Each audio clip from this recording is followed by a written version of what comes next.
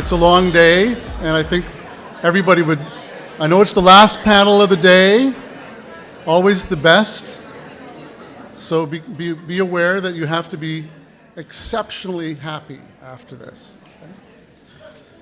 So I got everyone's attention. Hello, everyone.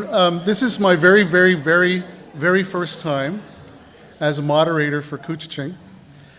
It is a pleasure and a privilege to do so, but I probably will depart from tradition a little bit and say a few words of my own just because I'm like that. And those people who know me are maybe a little surprised. But I want to say, first, the title of this session is called With the Benefit of Hindsight. And whoever wrote this, I'm not sure who did, it wasn't me, put an ellipsis at the end of the phrase. And an ellipsis means that it's not quite finished. One of my favorite authors was Friedrich Nietzsche, and he always ended his most important phrases with ellipses. So this is an ellipsis, and so it means that hindsight and history are never really finished. So we have to be aware of that. We have to be aware that this topic is not going to go away. It's going to be with us for a while. So what should Canada have done and do differently? What should we have done? There's a moral question there. And it's really easy to apply moral judgment with hindsight, what I would have done differently. And so we're going to ask each of our panelists tonight to talk about what they might have done or would have done or could have done or should have done differently. But also it says the panel features a frank discussion among prominent officials here who have either had responsibility for Aboriginal affairs, so we have two ministers with us tonight, or have been independently commissioned to engage, review, report, address systematic oversights and injustices concerning Canada's Indigenous peoples, among other peoples in Canada, I may add. I also want to begin by acknowledging once again the land of the Chippewas of Rama First Nation, who have graciously invited us to join them here, and the lands of the Anishinaabe people in general, who have nurtured me and fed me in very many ways in my 22 years of teaching. I also want to thank the board members of the Couchiching Institute for inviting me and welcoming me very warmly to be a new board member this year. So, very excited.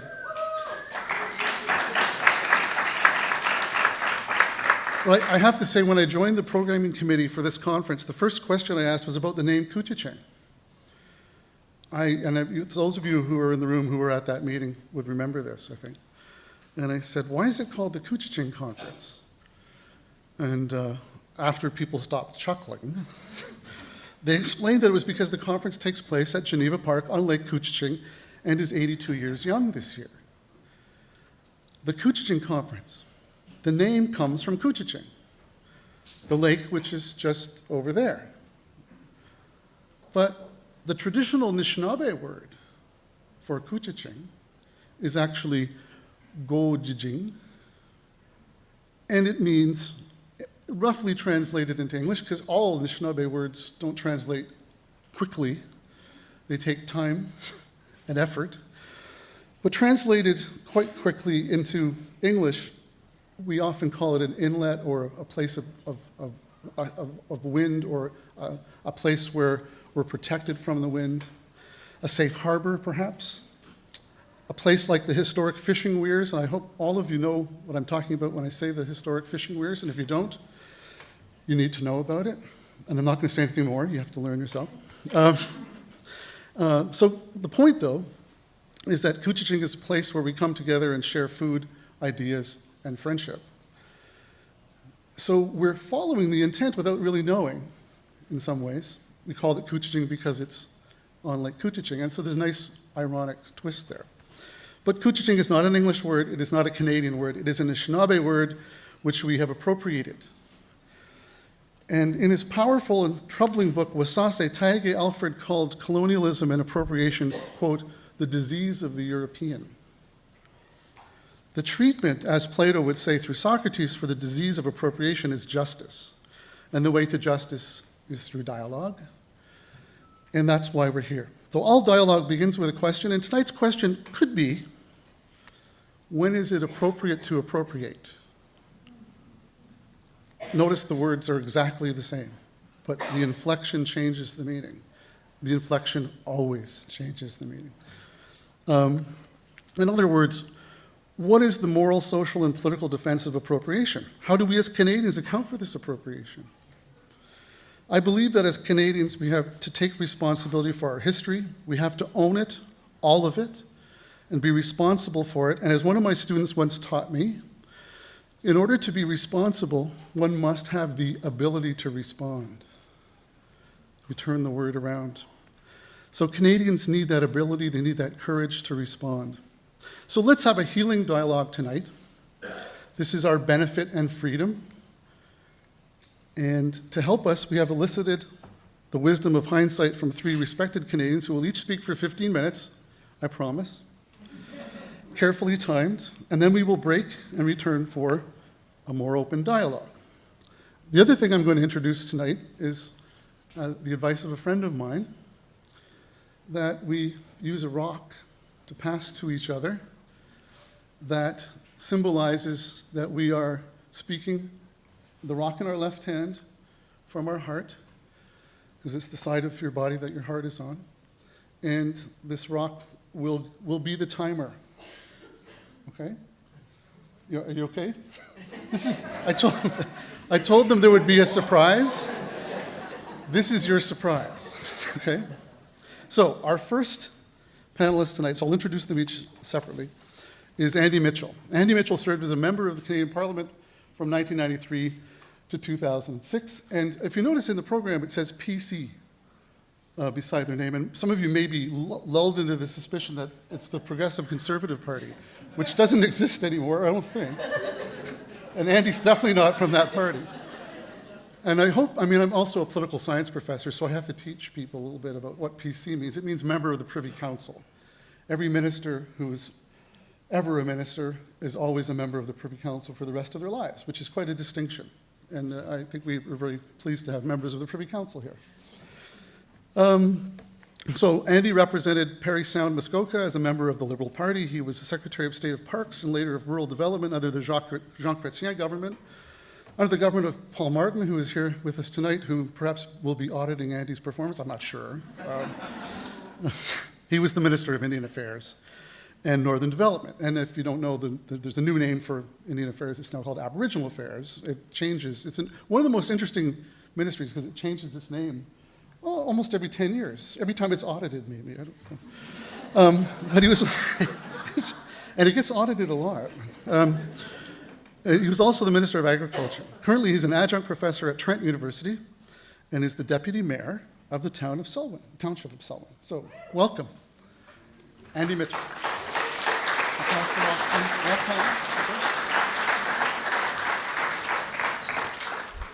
Well, thank you very much, Doug. It's hard to notice that you're a professor. So.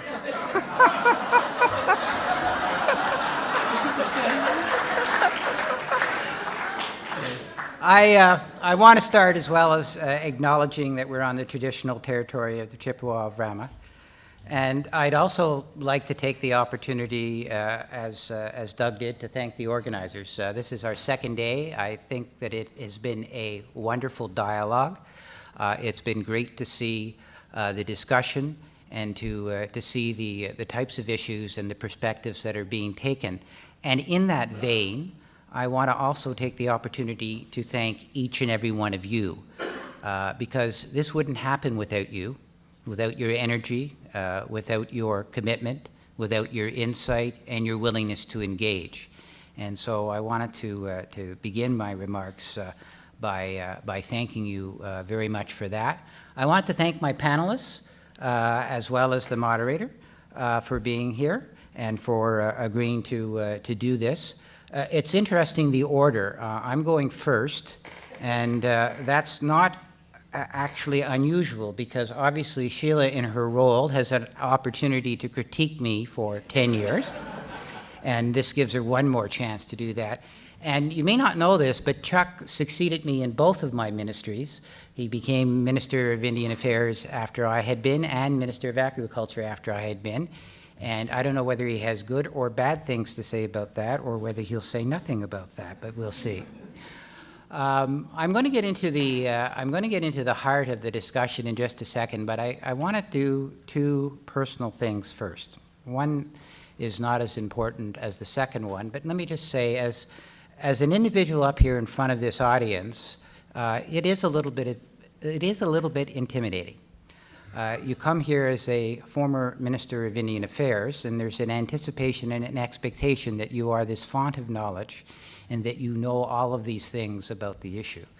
And the reality is that the knowledge isn't here at this podium or even necessarily on this stage, although there's a good amount of it there, but that the knowledge is here in this audience and in the folks that have come together and the people who are engaging.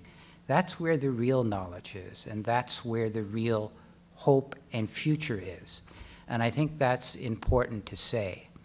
And the second personal thing that I want to do, and this is very personal, is I want to recognize the passing of a former Minister of Indian Affairs, a friend and a colleague, Andy Scott. Andy and I came to Parliament at the same time in 1993. At one time, our offices were right across the hall from one another, and he immediately succeeded me, was my successor in Indian Affairs. Andy was a great parliamentarian. He was a great minister. He cared tremendously about the issues of Indigenous people, and he would have been pleased to have engaged in this conversation. We truly miss him. He was taken far, far too soon, and I just wanted to take an opportunity to recognize Andy and all that he's accomplished.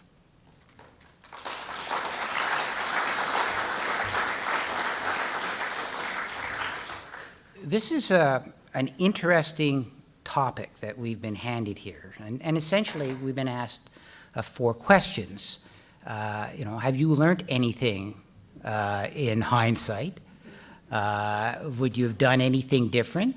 Is there some magical formula that you've come up with? Is there this model that will serve for the future? And so, like the former politician that I am, I will give you an unequivocal answer to all 4 questions, and that is maybe. But in all seriousness, I am going to try to answer those questions, and I'm going to try to do it in sort of 4 broad categories, and I'll try to move through this quickly. I do suffer from a politician's curse of taking far too long to say what most people can say much more quickly. But I'm going to try to talk about it in terms of constraints, about fundamental issues, about capacity building, and a little bit about policy. But let me start off, first of all, on the issue of constraints.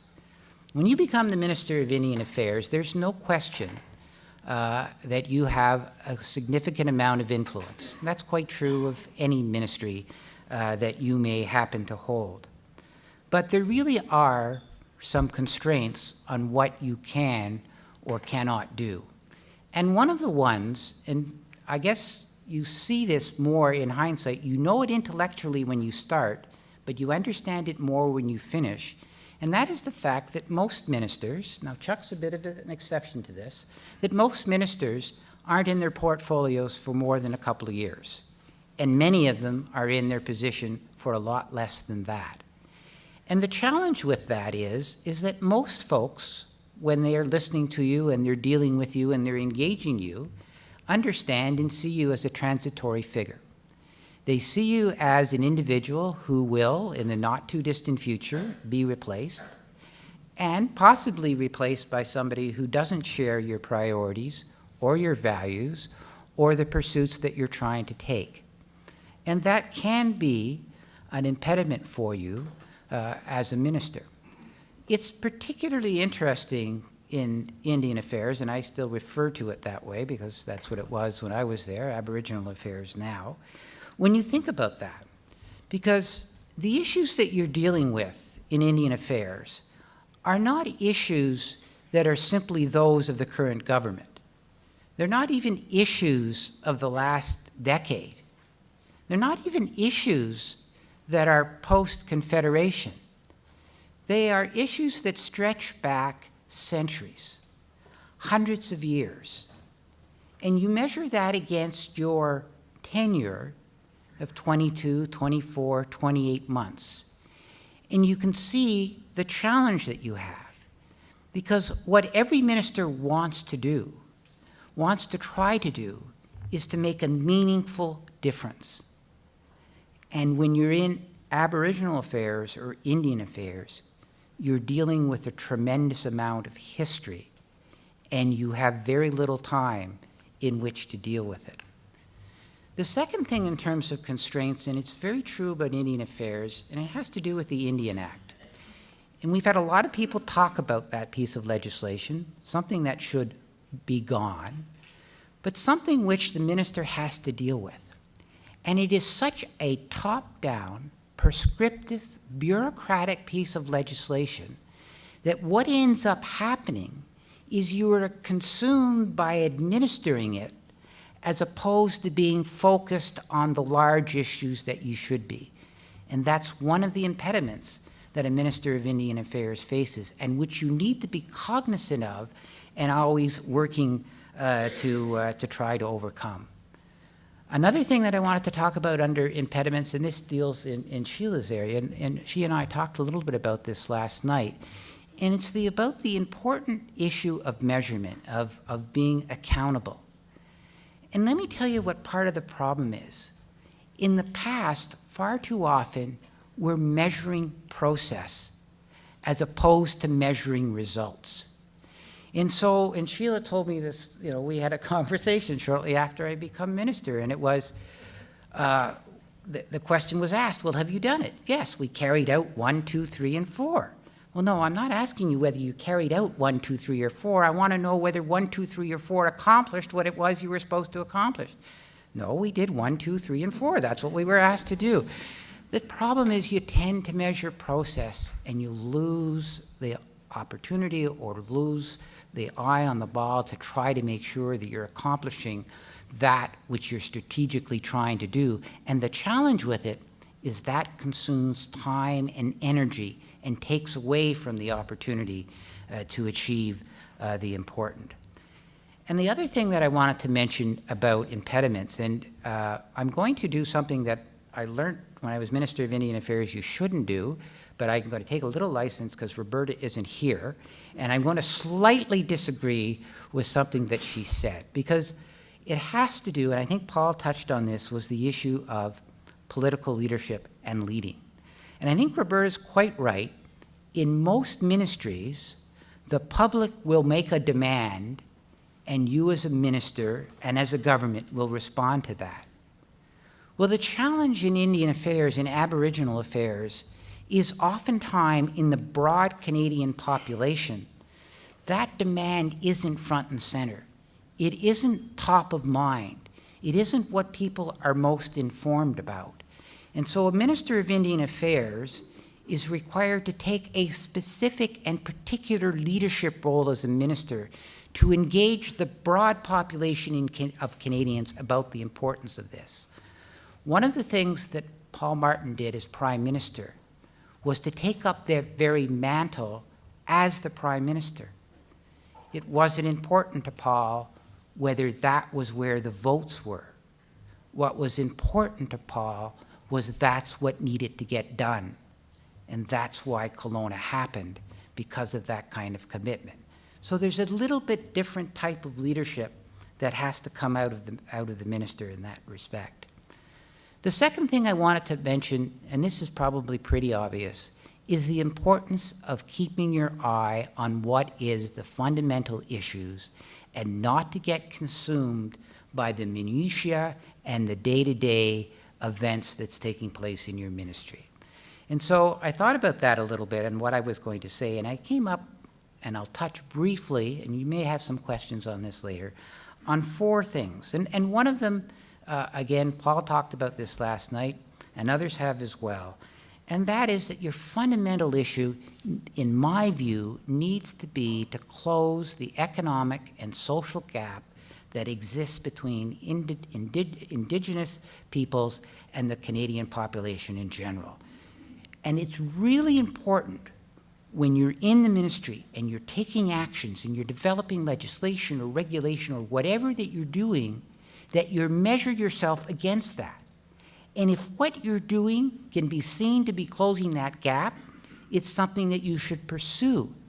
But if you can't make that connection, if you can't see the link between what you're doing and the closing of that gap, then you need to be questioning whether that is something that you ought to be doing. The second thing has to do with the past. And somebody used the phrase, I think it was in this afternoon, is the phrase, we have to live the past. And you know what? That's true. We should never run from the past. We need to understand it. We need to know it. We have to know our history. We have to understand our feelings. We have to apologize for what happened. We have to reconcile what took place. We have to compensate where we have the opportunity to do so. We need to do all of these things.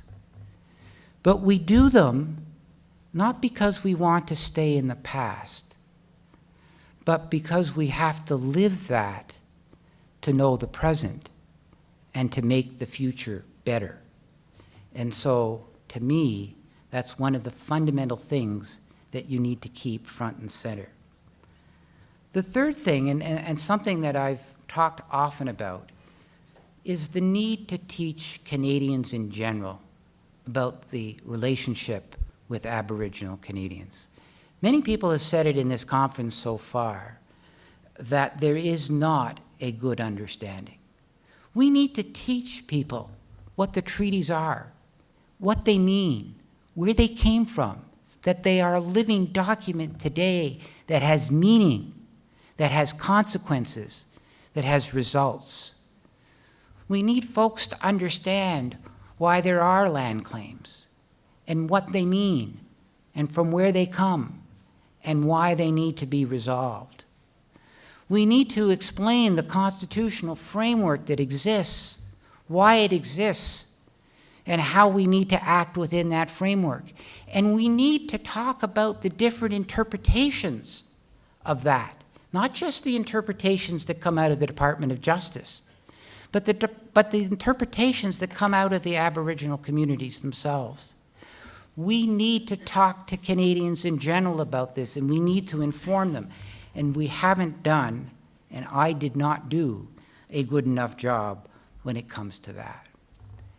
And we also need, fundamentally, to have a relationship that goes beyond simply the status quo, that goes simply beyond two different groups living side by side without a full understanding. We need to embrace Aboriginal culture, Aboriginal knowledge, and make it part of everything that we do as a nation and as a government. Because when we don't reach our full potential. We leave something on the table. I mentioned that I teach at Trent, and one of the things that they have in Trent is a PhD program in Indigenous Studies, the only one, I believe, in Canada.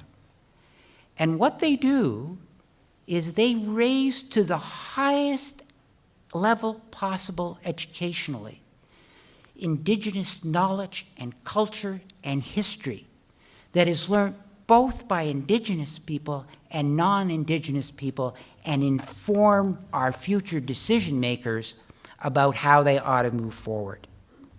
That's fundamental and it's important. I know I'm going to be running out of time soon, 2 minutes, so I'm going to do this very quickly. Capacity, very simply put.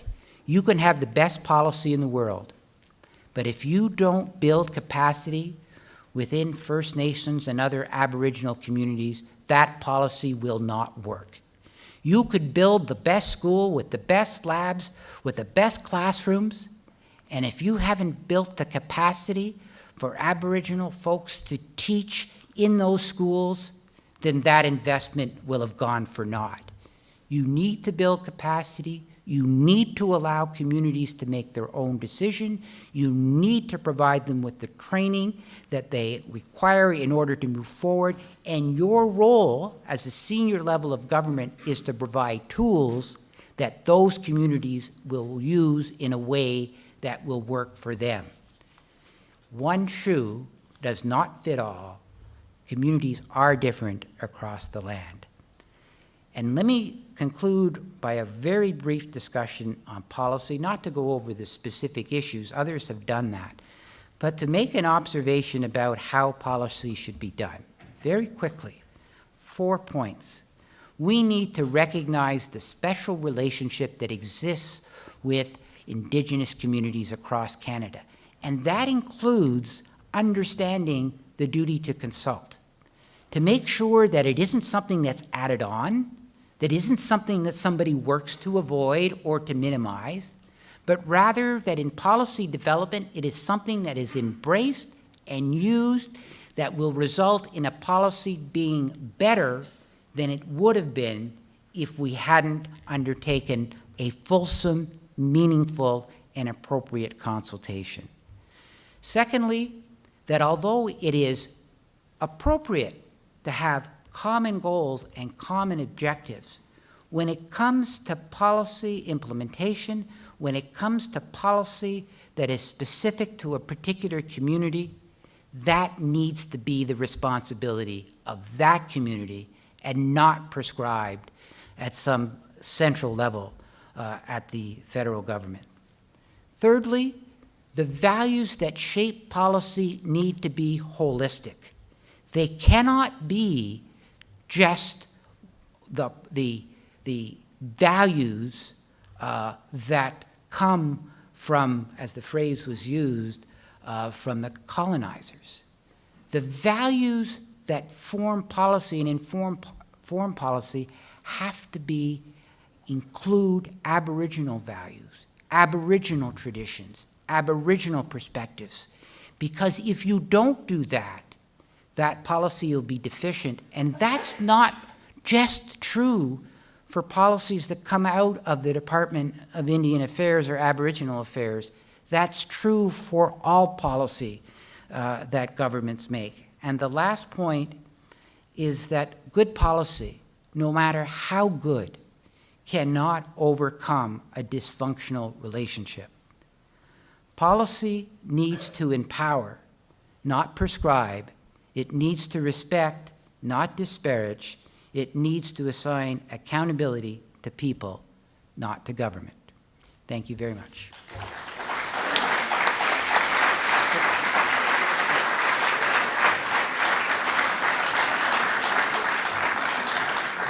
Thank you, Andy. And sometimes we forget that it's not always a matter of building capacity, but recognizing capacity.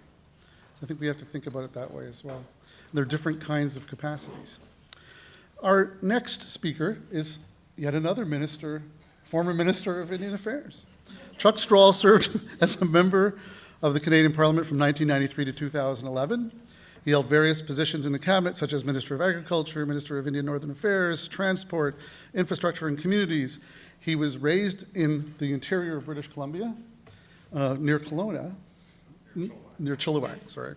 I just tried to push that in. He attended Trinity Western University and worked for a private logging and road building company called Cheam Construction, which was owned by his father, Bill Strahl, and later by him and his brothers. So, welcome, Chuck Strahl. Left hand. Left hand. Thank you. Well, thank you. My name is Chuck. I'm a recovering politician, but I'm not alone. I see there's some others here too. And it's good to be here. On the traditional lands of the Chippewa Rama, I think, I've never been to this place before, and I can understand why several thousand years ago some very smart Chippewa people decided to move here. It's a great place, smart people, Chippewa. Thank the organizers for inviting me. You got strong-willed people to get this crowd up here tonight, but this may be the first time, as we've heard, that this topic's been discussed at the Couchiching Institute, but I bet that the board of directors is watching and listening. It's not going to be 82 years till we have another one of these. That's my guess. A lot of interest here tonight, and it needs to continue. So I'm hopeful. And if I had some, I think it's been a great. Roberta last night. Obviously, she's always great, but she was really good last night. And the people today, everyone's been wonderful. But if I had and it's given us a great kind of setting the stage. If I had some advice for the conference organizers, because of some of the comments you keep hearing from the mic, is people want to know, what can I do? What can I do now? I know this, I heard this, I maybe understand it a little bit better than ever before. What can I do? And I would devote an entire day to having First Nation and other leadership here with a topic saying what works for me and what you might want to try. Because there are success stories. We're not hearing enough so far in the conference about this tremendous success stories. We've heard a lot of problems, a lot of relevant historic facts, a lot of stories of all sorts, and they're necessary and good. But I would have a whole day, if you had a 3-day conference, that just says, here's why my school works, and you might want to try this. Here's why my economic development package works, and what we might want to try. Here's how I took advantage of this piece of legislation. Here's why, I restored my language and culture to my young people, and here's how it made it work. You might want to try this. Anyway, just a suggestion. I think we would. That's the kind of thing people love to grasp onto, and you can say that I'm going to take that one piece, that one nugget, and then head home and try to apply it. I have my own theories about why it's difficult to get legislators, especially, but not just legislators. I think the media, Canadians generally, to be seized with the topics that we're dealing with here this weekend. And in part, I think it's because we're literally not speaking the same language. And I don't mean Indigenous languages, which is another issue altogether, another important issue, but we're just often not talking the same kind of language. We're saying words, but we're speaking past one another. And when I came to the conclusion when I was Indian Affairs Minister that an awful lot of what Aboriginal people were trying to say to me they were speaking the language of the heart. They were speaking spiritual terms. And I was thinking like a legislator. And legislators, I will tell you, in the modern era, legislators are told and trained from an early age not to think in spiritual terms. You don't communicate in spiritual terms. You don't talk about it. You don't address it really, because legislators deal in terms of permits and gazetting and legislation and legalities and constitutionality and a bunch of those things. We're not no good at that, but we deal with that. We're not particularly good at it, but we deal with that. That's kind of where we want to go. And Aboriginal people came to me again and again, and especially when I went to them, which is even more importantly, and they said, the first thing they would talk, in 5 minutes, they say, we need to talk about reconciliation. And they're not talking about legal terms. They're talking about reconciliation between you and me. That's a spiritual thing. And legislators are poor at that. And we're taught to be poor, and we're not even allowed to talk about it, really. And so, and within another minute or two of the conversation, the Aboriginal people will take you down a path. They'll say, what we're talking about here today is we're going to talk about reconciliation. Then we'd like to talk about forgiveness. And the guy's saying, how do I legislate forgiveness? Then he says, and then I would like to talk, says the First Nation person, then I'd like to talk about healing. They're not legislative. These are not legislative facts, right? You can't heal someone with legislation. I'd like to talk about reconciliation, forgiveness, healing, covenants, and honor. Say legislation for honor. How do I get honor into my legislation? We're talking two separate languages. And the problem for Aboriginal people talking to legislators is they're saying this and they're saying, what's going on? Like it's like a computer. Do I have to punch the information in there? What's going on? And they're tapping you like this, and the legislator and the media and the communication world generally are responding with legislative answers. And you will, you're just going like this, like two ships in the night. And I am convinced. And the irony of ironies is all of those terms are the terms you will hear in a church. reconciliation, forgiveness, healing, honor, all the covenants, and yet the church, and often church people, say I've got nothing in common with Aboriginal people, and they have, ironically, have the most in common if only they would sit down and talk. And I don't want to beat that to death, other than I think the language problem, the language barrier, is real, and for legislators and for bureaucrats, it's a significant one. I do think when it comes to advocating for positive change for Aboriginal people in our country, most Canadians don't spend a lot of time thinking about policies. They don't talk about Constitution a lot around the Tim Hortons coffee table. They don't talk about the honor of the Crown. They don't talk about the budget even on it. What they're talking about mostly is they kind of go to, like, why doesn't everybody just get along? Like, why don't they just get along? You know, Canadians don't like it. They don't like the Idle No More comes up and they say, I don't know what's going on down there. They don't go down and talk to anybody, but they just go, there's some disruption down there, and I don't know why everybody can't just get along. And it's kind of a Canadian, it's an admirable Canadian trait, but it doesn't really get you to a solution. And so they kind of, you know, rightfully, they decry the poor outcomes generally for Aboriginal people in the country. And unfortunately, where the conversation goes, if it goes anywhere, because often it's ignored, but unfortunately, the talking heads on TV and your editorial writers and your letter to the editor writers quickly devolve. It's kind of like sports talk radio. You know, what them Aboriginal people got to do, I'm telling you, Jim, you know, what they got to do is they ought to get up in the morning and they got, you know, and so they go like a talk show radio host. So it's like somebody saying, I'm going to run the hockey team. I've never been a player. I don't know how to play. I've never seen a contract. I don't know the collective agreement.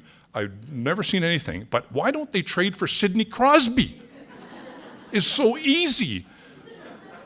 And so the conversation in Canada, too frequently, is about the intellect of sports talk radio when it comes to Aboriginal affairs issues.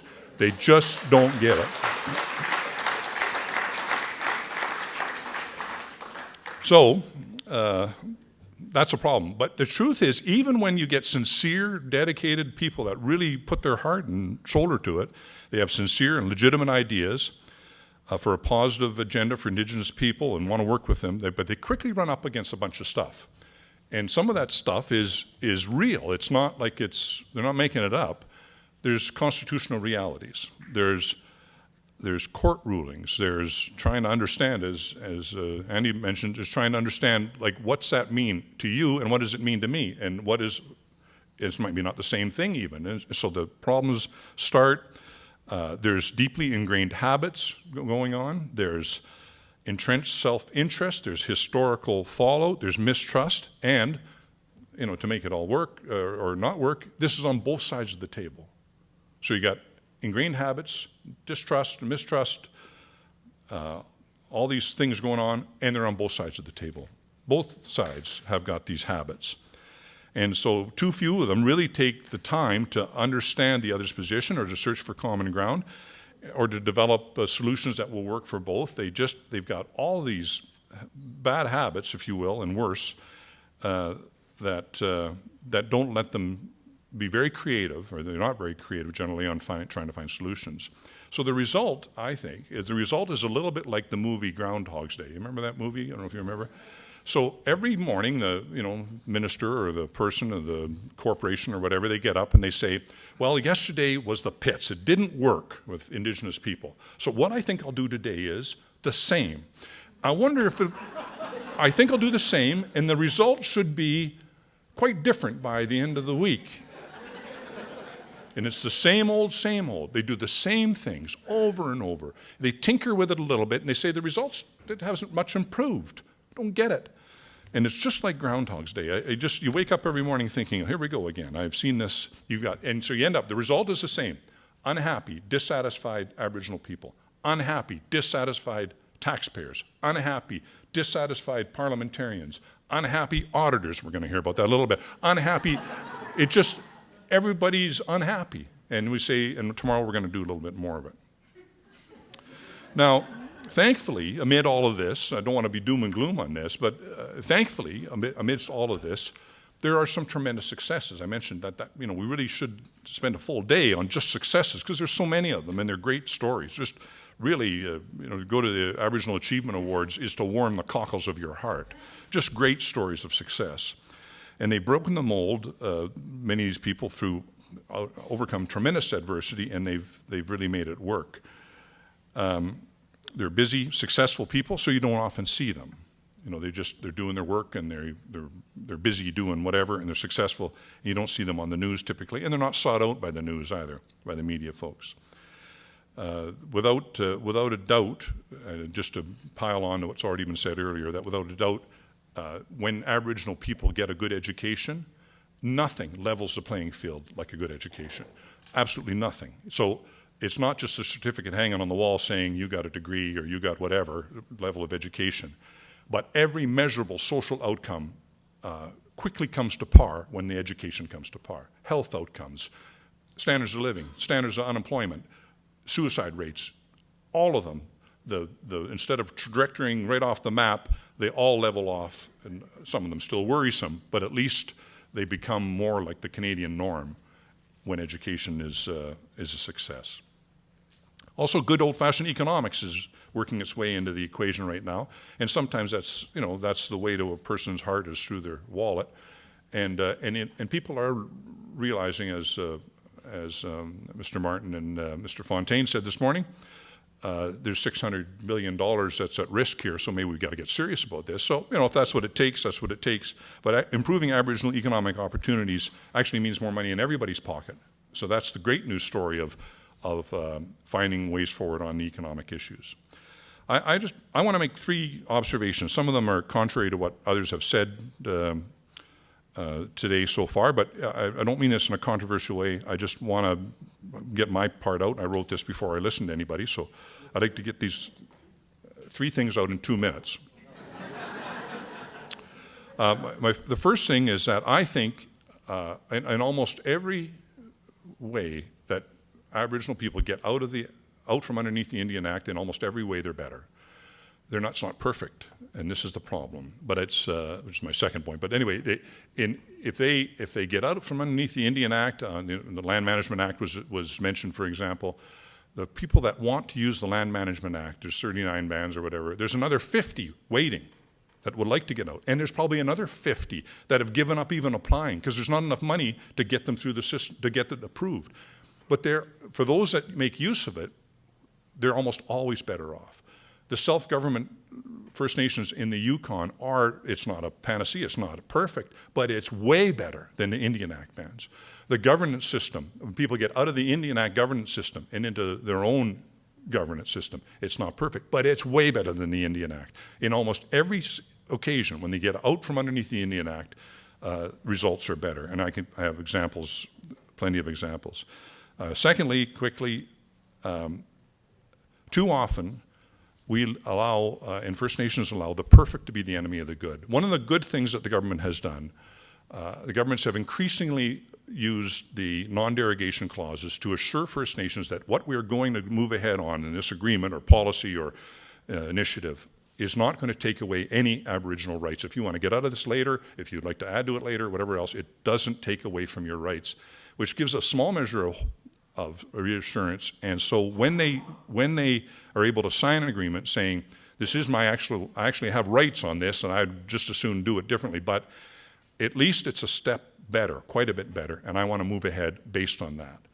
And I would just say that for those that demand perfection from First Nations and Aboriginal people, that to say, their accountability system isn't good enough, that school system isn't perfect enough or whatever else, you say, just look around in Ottawa right now and ask yourself, is that the perfect governance system? Not quite, eh? No. So let's not expect perfection, but let's expect improvement. And Aboriginal people would be wise to say, I know this, I could be more perfect than this, and it's not what I should have had if my world was perfect, but I can make this so much better, and I'm going to take better because the perfect is the enemy of the good. And finally, and this is, I would say, this is an important political advice that people pay guys like me to give them in consultation, so I shouldn't say this with the cameras on because I'll never have a consulting job again. but this is advice I give to everyone, is your ability to speak with one voice. I cannot stress too much how important it is to speak with one voice. And if you can't speak with one voice, then at least don't speak at cross purposes, if you can. I could almost weep at this, at some of the stories I could tell you, and I will if you ask me, about people that would come in and say, we have a plan to move forward, and I get everybody all wound up and get the bureaucracy all lined up and get a agreement framed up and get it ready to go, and then somebody in the neighboring First Nations says, over my dead body. And then the whole thing is lost. And what that First Nation needed or wanted is lost. And I think I see some of the stuff that's even going on now. And First Nation politics is the toughest politics in the country. But I see what's going on, and I think, I'm not sure what the objective is. I don't speculate, it's not my world. All I know is, right now, there is a huge amount of, and it's not whether it's will that has been imposed on governments, or just logic, or whether it's just some good-hearted people in the right place. I don't know what it is. But there is a huge amount of goodwill to do some good things if Aboriginal and Indigenous people would come with a plan to make it happen. We're at a good moment, actually. The problem is if you come with 10 plans and not one, you throw the gear, this is an old logging talk, you throw the bull gear out and disengage. There's just too many agendas. And so, when you can focus, and I'll give an example, and this I'll close with this, the best example is when, and this didn't start under our government, so I can laud a couple of governments here. It started under the Liberal government that preceded us. They signed a MOU, which is not a bad thing, about education in British Columbia. It went through from an MOU to a statement of intent, and it went through all kinds of machinations. And 13 years later, that was 1999 when the Christian government signed that. And in 2012, they finally got an agreement in BC for equivalency funding on education, based on the provincial model that 85 out of 86 First Nations in BC have signed on to.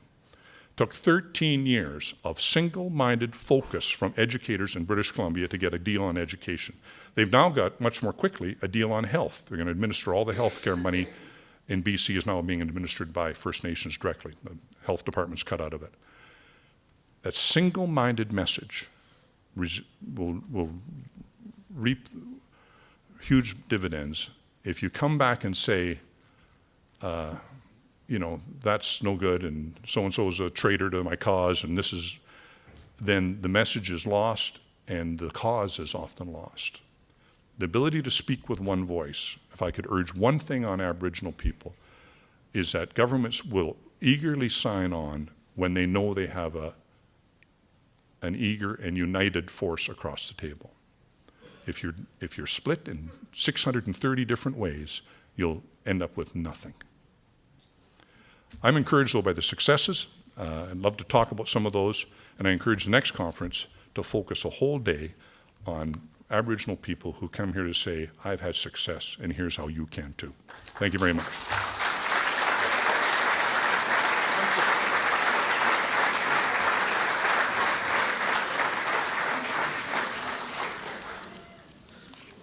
Nothing succeeds like success, all right? Thank you very much. Our final panelist scares people every day, or used to, perhaps not. In fact, the other night, I told her that I loved her. I'm admitting this, and my wife is in the audience as well. The reason I love Sheila Fraser is because she brought the office of the Auditor General to a place that I think most Canadians didn't really know could it exist that way. It's an amazing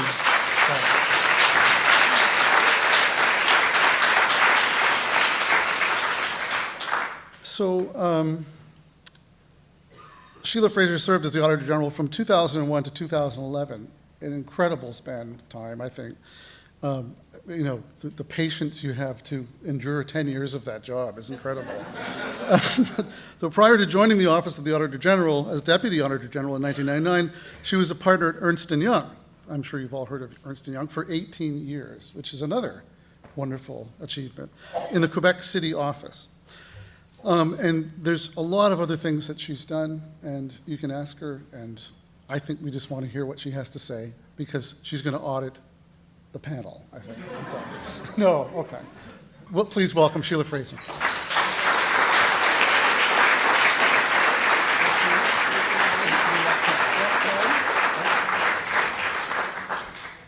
Thank you, Doug, for that kind introduction, and thank you to all of you. I am very pleased to be here on the traditional territory of the Chippewa of Rama. And I'm very pleased to be with these two gentlemen on this panel and to meet them in a very different context, much more enjoyable from the meetings we used to have. I thought this evening, obviously, that I would talk to you about some of the findings of the audits that we did over my term as Auditor General. But let me give you a little context first. The Auditor General, as you probably know, audits the programs, procedures, and services of the federal government. The Auditor General does not question legislation or question policy. But obviously, when program results are really bad, it does call into question the policy behind it. The mandate of the office is restricted to programs of the federal government, so that would be restricted to First Nations on reserve. There is no mandate to actually audit the First Nations, though I have to tell you, in every audit that we did, we had great consultation with First Nations to try to understand how the program was being delivered, how it impacted them, and we received absolutely excellent cooperation from them. During my term of 10 years, we did 30-some audits related to Aboriginal issues, covering a wide variety of areas from housing, education, child and family services, treaty implementation, and the list goes on. Not surprisingly to any of you, the results were not good. We made recommendations, but progress was slow, far too slow. Conditions on many reserves remain poor, progress is slow, and services have not kept pace with those provided by provinces and municipalities off reserve. So after 10 years, we did a kind of a wrap-up audit to see if progress had been made on many of the issues that we had raised. And I have to tell you that I was very disappointed to see that there was little progress on Aboriginal issues. Now, some might say that, the government just needs to work a little harder, and that would make existing programs better. But the issue is far more complex than that. And when we looked at it, we identified what we called structural impediments that severely limit the delivery of services, effective ones, and that hamper improvement. And we identified 4: a lack of clarity around service levels, a lack of a legislative base, a lack of appropriate funding mechanisms, and the lack of organizations to support local service delivery. And I'll just briefly go through each one. First, lack of clarity about service levels. What services does the federal government provide? What level of service do they provide, and to whom? The federal government provides on reserves many of the services that are provided by provincial and municipal governments to those off reserve. And it was not always obvious to us whether the federal government was actually committed to providing services on reserve at the same range and quality as those provided to communities across Canada. In some cases, the government's department's documents indicated that the services were be comparable. And I'll give you an example. One audit that we looked at was child and family services. And the policy document indicated that they were to be comparable to those provided by provincial governments.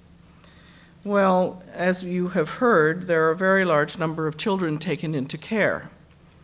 And when we looked at it, we found that actually the rate of children being taken into care on reserve was 8 times the Canadian average, which made us wonder, why was this happening? I can understand, that there may be, issues on reserve that would have a higher rate, but 8 times? And then we looked at the funding agreements. The funding agreement dated to 1988, and it only funded services if children were taken into care. So the only way to actually get services for the children were to take them into care. So not surprisingly, the numbers are very high. During the time that we did the audit, which was about 5 years ago, the federal government was renegotiating with the government of Alberta to introduce new services and to update the funding agreement and to provide the services, which of course had evolved in the provinces into providing services more holistically to the family and trying to keep children in the family unit. And when they did that, funding went up 75%. One example of how services have not kept track and that these people are not receiving the kinds of services that the rest of us would expect. The second issue is the lack of a legislative base. Now, I know that can sound a little bureaucratic, but legislation is really important. It sets out the roles and responsibilities of the parties, who is eligible for services, other program elements, and it is a basis for funding. It is an unambiguous commitment by government to provide those services, and the result is that accountability and funding are better defined. Currently, most of the programs delivered by the federal government are done without a legislative base, are based on policy, which means that the government can change it essentially at will. And there is no legislation, for example, supporting areas such as, education we'll talk about in a minute, health, drinking water. There are no regulations on reserves about the quality of drinking water.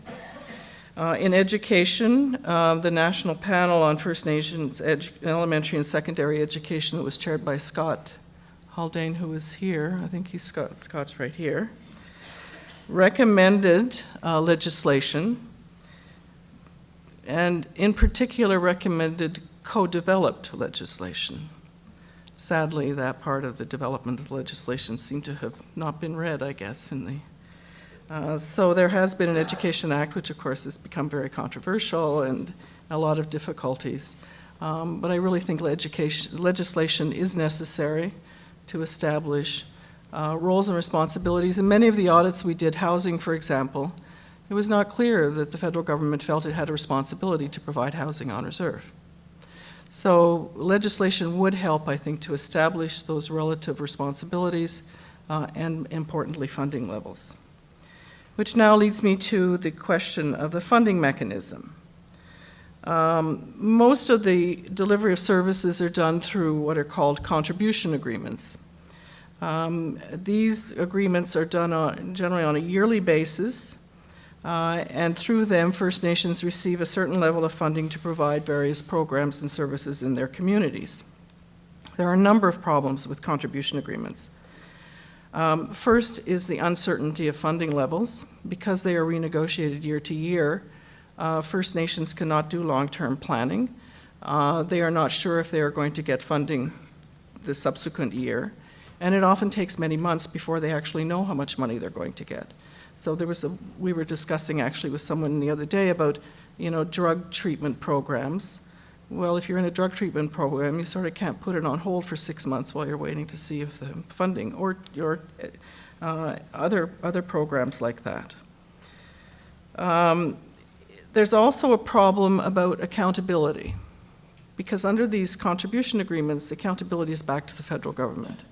In fact, the accountability for the use of the funds and the services provided should be to the people of those communities, not to the federal government. And the last issue that I will mention, which has sort of become a bugaboo of mine, is that each program, and there are multiple programs, all have their accountability requirements. So First Nations have to produce all these reports to the federal government about how they have spent this money. And there's always been a lot of talk about First Nations not being accountable, so I asked the team to go and look, how many reports does a First Nation do? Well, we found to 4 departments, Typical First Nation produces over 200 reports, actually 5 different financial statements. And then the government themselves, the Treasury Board Secretariat, decided to do a study of the number of reports that were prepared just for the Department of Aboriginal Affairs. And they found that in a year, that department received 60,000 reports from 600 and some First Nations, which is about, on average, 1 every 3 days. And you have to ask yourself, is it not better that people be spending money on health, education, water, than producing a bunch of reports to the federal government?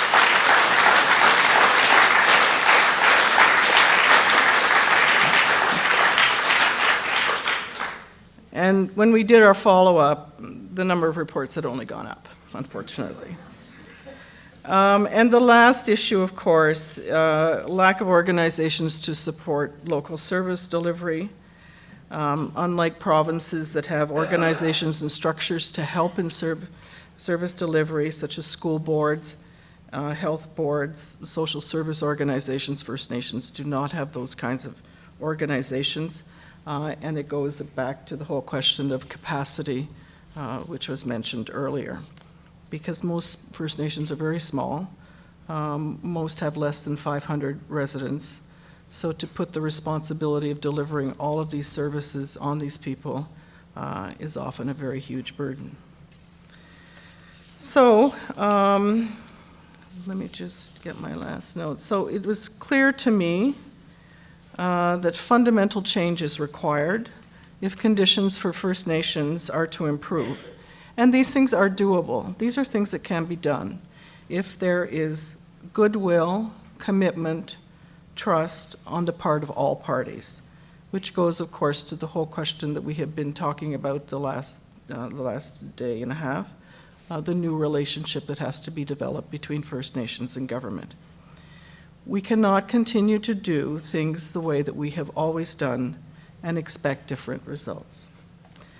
And unless this changes, First Nations will not enjoy the same levels of services that we all benefit from and the same opportunities that we all have. And to me, this is clearly unacceptable in this country of ours. So I think that these things can be done, and I think that obviously that it will take time, especially if the relationship is to develop, the legislation is to be co-developed. It will take time, but ultimately it will lead to a much better result. I'd just like to add one comment, if I can, on some of the things I heard today about funding. And I heard people trying to find a solution to the funding by having other organizations, be it provincial governments, be it churches, be it even kind of an internet donation program, raise money for services for which the federal government is responsible. And I really think we have to be very careful. Do not let the federal government off the hook.